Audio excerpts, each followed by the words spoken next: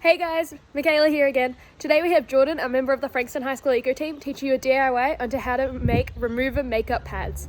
So let's get on to the video. Welcome to Sustainable Sundays.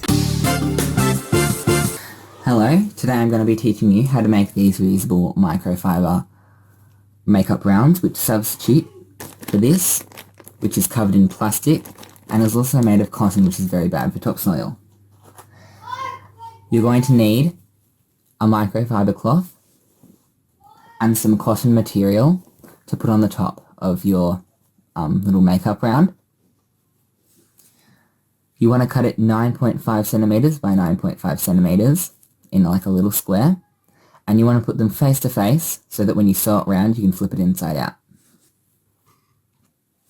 So something I forgot to add before was, if you want, you can stitch it twice round like I have here. Once you've stitched it round, you just want to flip it inside out, and you can use a pair of scissors to push out all the way to the corners.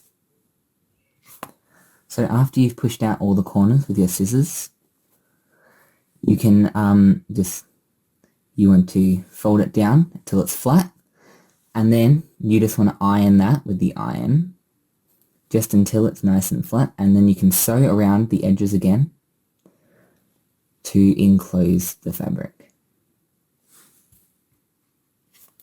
So I've just ironed the clothes down so that it's just easier to sew along the edge. And you want to sew as close to the edge as you can so that you close this little hole here.